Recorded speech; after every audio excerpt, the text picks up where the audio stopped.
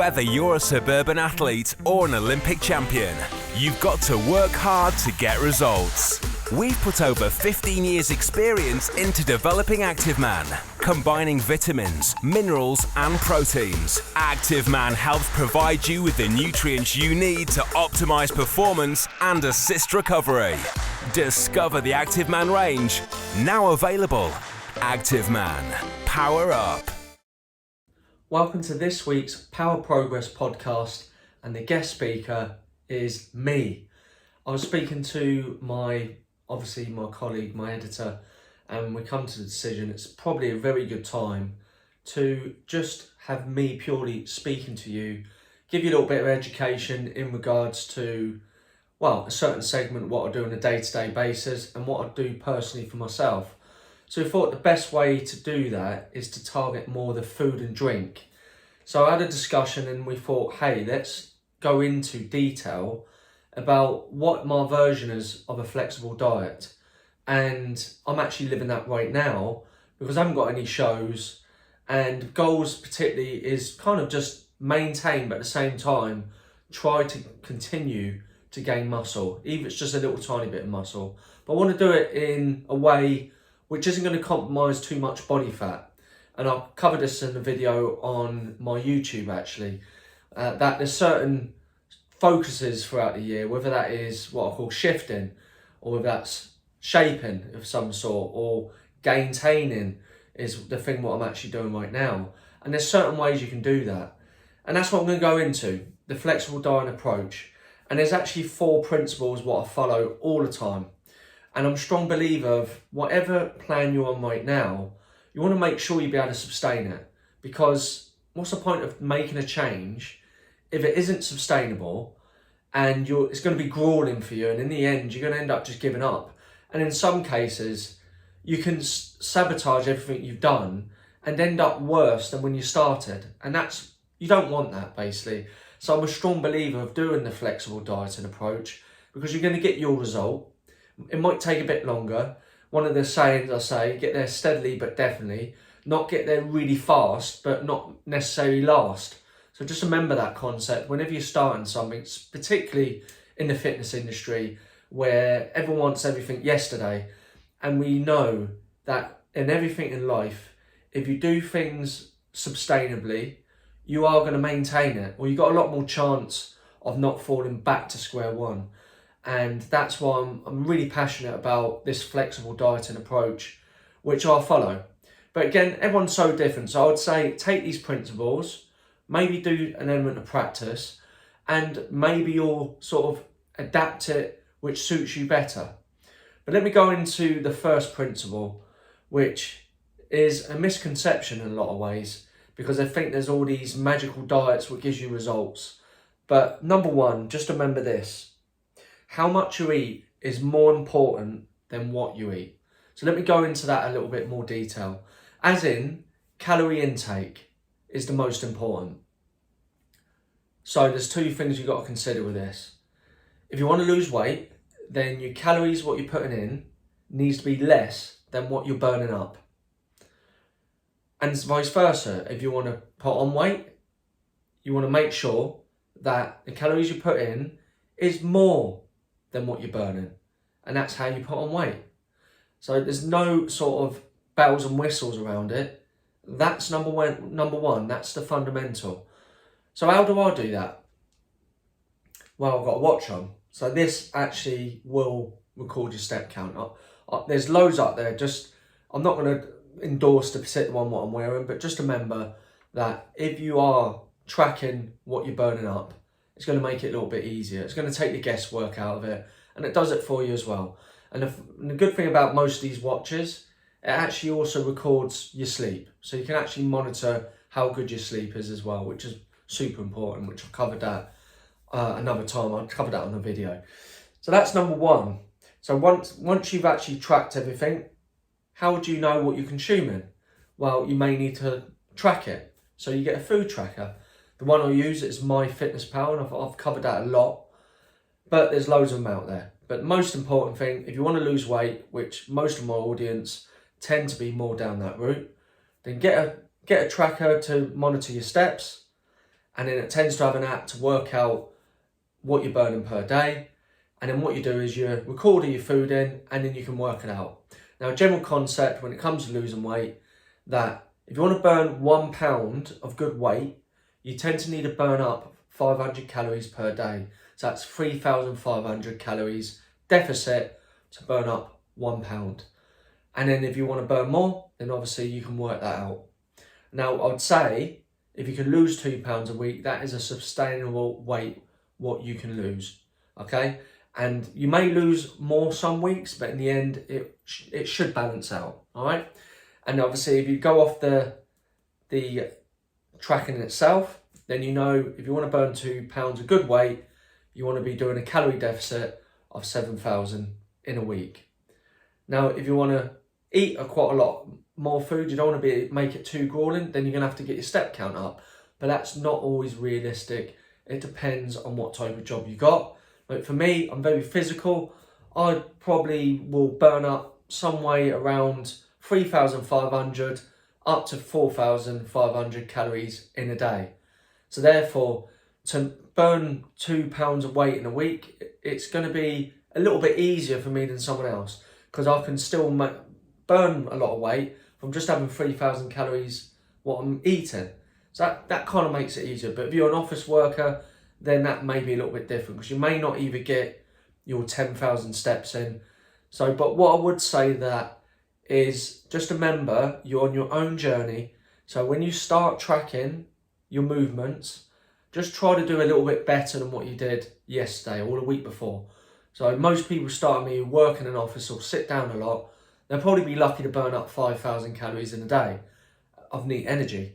So this might be where you can give yourself a little nudge and maybe go for a little walk around the block at lunch. These are things that are just going to make it up. And the usual things, what you hear, take the stairs rather than taking a lift, walk a little bit more to the shop. All these little added things will certainly help getting your neat energy up, okay? And obviously workouts and stuff like that. But everyone's so different. I'm not going to cover this on this particular podcast, but just remember, these are the things you're going to have to consider if you're looking at being on a calorie deficit. Right, so I think I've covered quite a lot of that principle 1. So now let's go into principle 2. And this one is super important. And I get a little bit frustrated, I guess, when someone decides that they want to lose weight and they completely give up everything what they like to eat. And that's where this comes in, because this is, make sure to make it sustainable, eat foods what you like and you enjoy. That's the important thing. And obviously later I'll cover something else which kind of backs this up, but also makes you a bit more mindful of this. And because I understand you might be listening to this and going, oh, that's brilliant, I like chocolate every day. But you know, that is very sort of, it's more of a processed food, it's high in sugar. But just think of all the good foods which you like. Don't start eating foods just because you're now deciding to make a change that you think is going to get you a result but you don't like, because you're never going to sustain that. But try to just eat more of the foods which are better for you, which are things what you like, things what you enjoy. Now let me go into sort of like if you like, the more of the processed foods. I'm not telling you, because you're now, again, I'm talking about if you're on like a focus regime, whether that's to put on muscle, whether that's to lose weight, what sort of, can you still have the processed foods? Well, of course you can. All you got to do is make sure you manage it. Like all of this, like principle 1, you got to learn to manage everything you do. It's a bit like, yeah, for example, it's a bit like money, isn't it? We all have our budgets in a week, and we know if we spend well out of that budget, we're going to have to make it up, either cut back on things in order to make sure we're not going to get in debt. But yet that's kind of the thing we need to try to put into our calories. That if you've only got a limited amount of calories, you've got to kind of manage that, haven't you? And if you see it like money, we budget with money, we've got to learn to budget a bit more or manage it more with the calories we're consuming.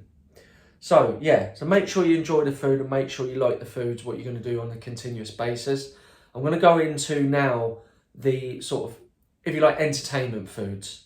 I like to use a concept of no more than up to 20% entertainment food in your total calories, all right? You can go as low as 10%. You know, if you follow that principle in the flexible dieting approach, it's sustainable. Now, let me give you some of my ones which I really find it hard to control. And that is, these are the number one, the old Jaffa cakes, for example. I mean, I literally can get a pack of Jaffa cakes like that and I annihilate them. I completely will eat the whole bag. I know they are no good for me to have on a continuous basis. So the only time I tend to have Jaffa cakes is because someone knows I like them and I've bought them. They bought them for me, and guess what? I end up eating them. But it's only when I end up opening the packet. And there's been other ones. There's been people bought me like packs of 3, but you know, in a big pack. But you just end up opening more packets. So I know that is one which I'm going to find really hard to control. But what sort of processed good foods could I have? Well, I call these almost like a buffer fixer. But things like, I've just recently tried a protein cereal, for example. That's, I'd say, still processed, but it's going to serve you because when I eat that, I'm filled up and it's going to serve my protein intake. And, you know, what you may not know is if you have a good level of protein, not only is it good for charging up and renewing your cells, your muscles, it's also going to fill you up longer. So that's why sometimes if you have more of a balanced diet that includes protein in that, then it's going to make you feel more satisfied. That's the biggest take I can take out of protein. So if you do get more you struggle with these sort of processed entertainment foods, try to switch them more for, you know, what I call the buffer fixers, like the protein bars. These are like protein cereals. Protein shakes, another one. This is Biosynergy, which I use a lot. I'm not endorsing Biosynergy. I am an ambassador, but I strongly recommend protein shakes. Absolutely amazing. So, but they are really good things. But always try, which obviously I'm going to lead into number 3 in a bit. But these are just, if you like, things what you can have as an alternative. But entertainment food, no more than 20%. So loads of desserts, crisps, pastry, based stuff, you know, donuts, things like that. Really try to manage them really well. Don't have any more than 20%. And if you can keep with that, you'll keep your results on track as well. There is something I really want to cover really briefly, and that is about, within this flexible diet, water intake has to come into it, and obviously liquids. So particularly in the UK, it's quite a drinking culture. So obviously alcohol, you have to manage it. And it's quite funny, what I get from, at least from clients when they first start, obviously they start tracking their steps and they start recording in their food, except for the day, which I think is the most important. And that is maybe on a Saturday when they've decided to have a night out or go out for a big meal. And then when we're checking, obviously, how many calories they've burnt in a week and how much they've eaten, they've missed a day. And I say, well, what's happened to that day? They went, oh, well, I decided to go out and have a drink, and so I didn't record that in. I said, well, that's probably the most important one to record so we can see what the overall week is. And even if you don't record it at the time, you can backtrack and pretty much record everything in. But just to cover a little bit about intake of, obviously, liquids, you know, obviously with alcohol, it's a massive subject.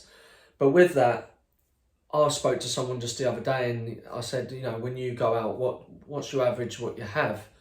And he says, well, I tend to have 6 pints, just say. And I said, what is it you drink? And he says, well, this time I had John Smith's. So we discovered that John Smith's has about 150 calories. So I said, oh, what else have you drunk in the past? And he says, oh, I have Moretti's sometimes. That was 250 calories. So if you think in that concept, from having an extra, let's just say he had 6 John Smiths one day, and then he had 6 Moretti's the next. It's an extra 600 calories extra. So obviously these empty calories, some people don't see as important, but it is.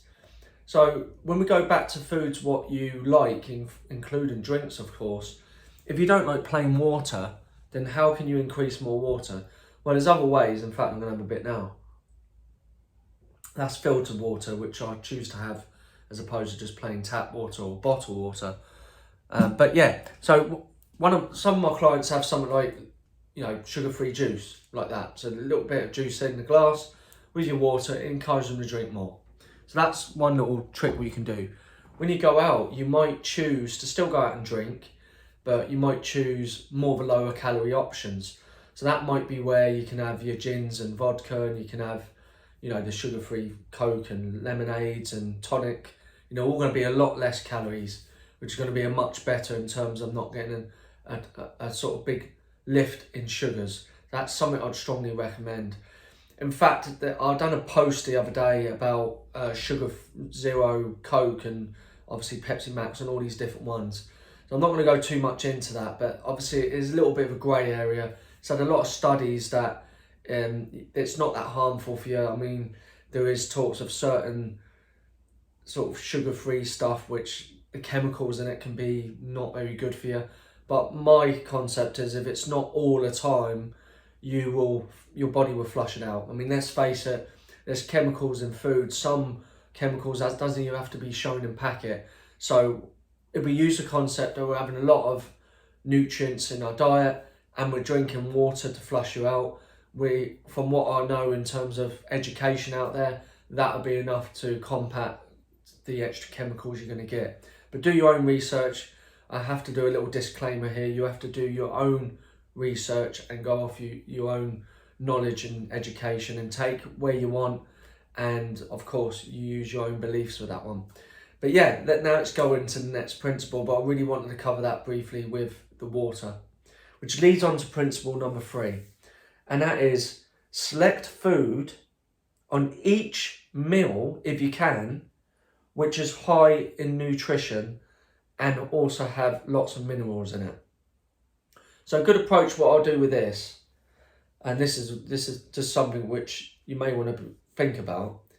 If you're going to go for, say, something like Subways, then, yes, you can get a baguette, but if you go for like a salad, then you're going to get a lot more high nutrients in that as well.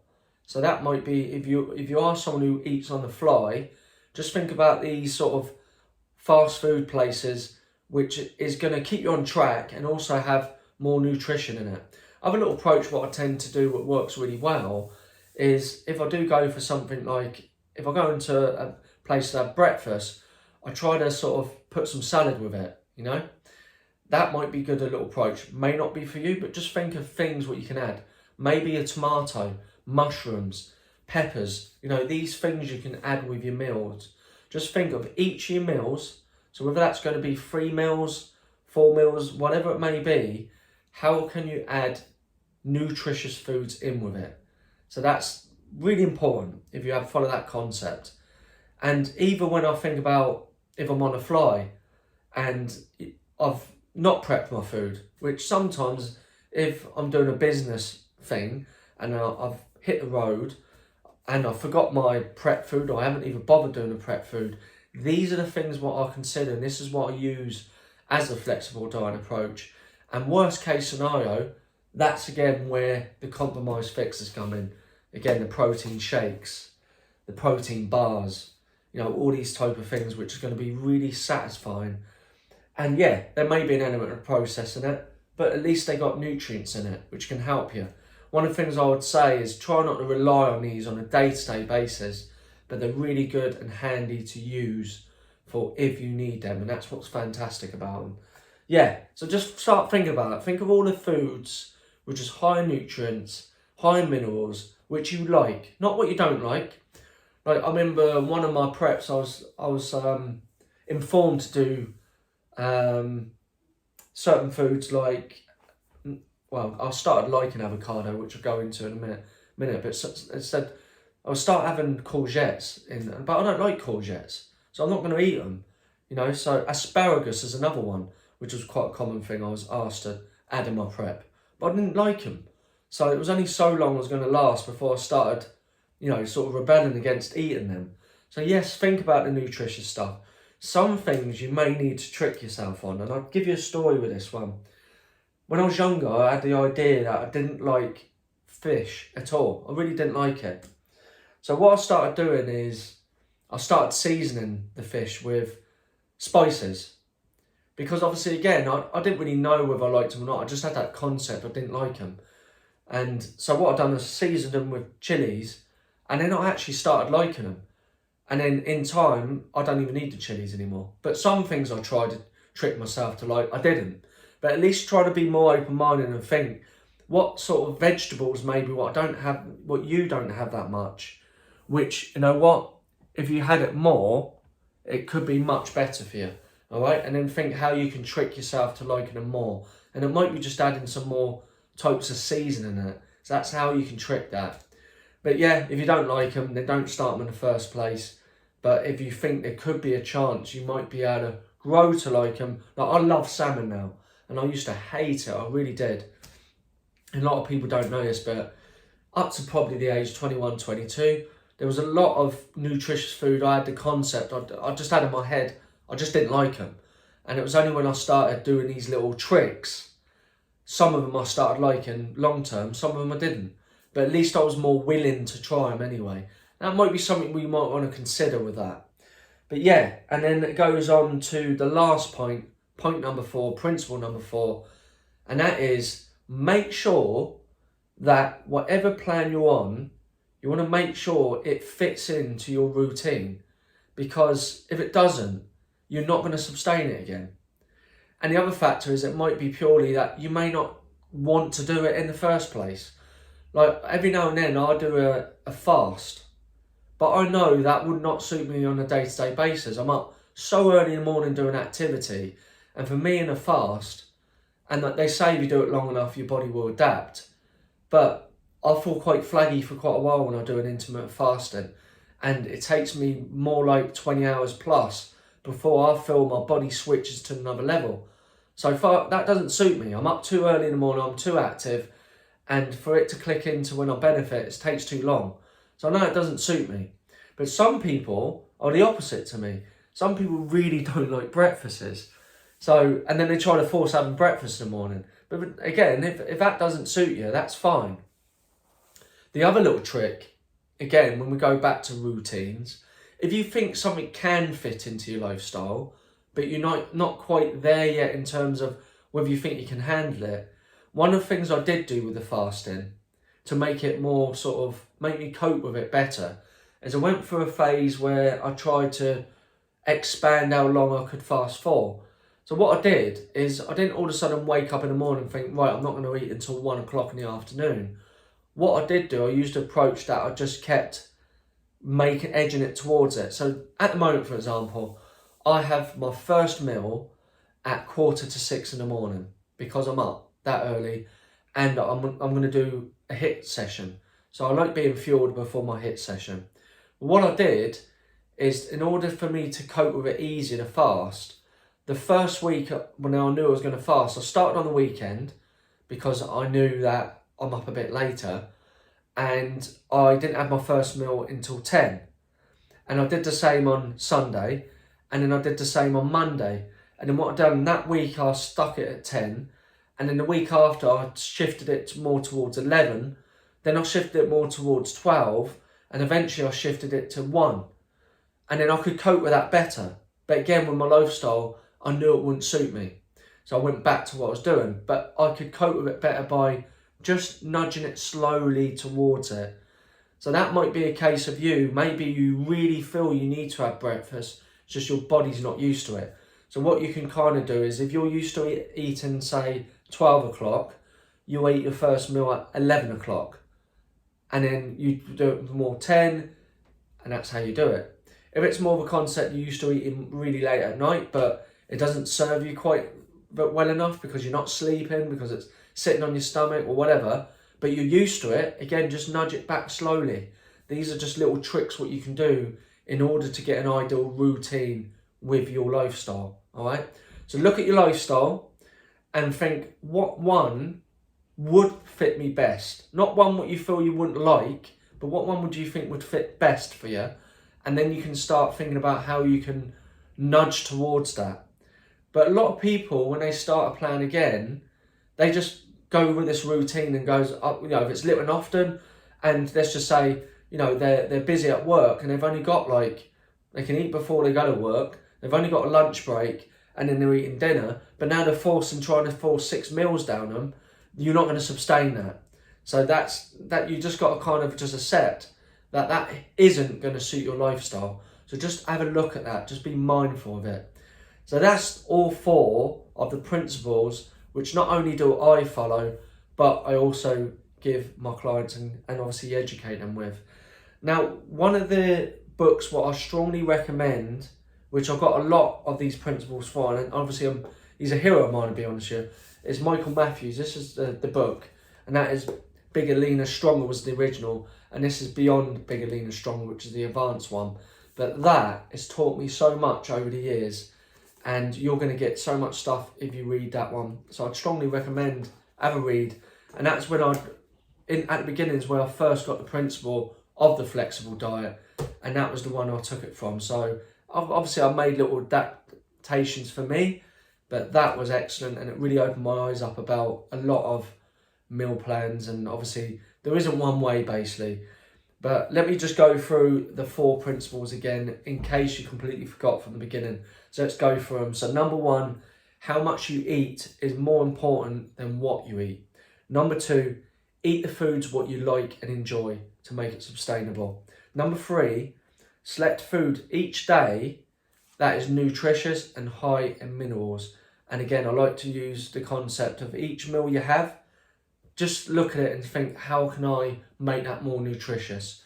And number 4, make sure the routine can keep in with your lifestyle, because you're not going to sustain it.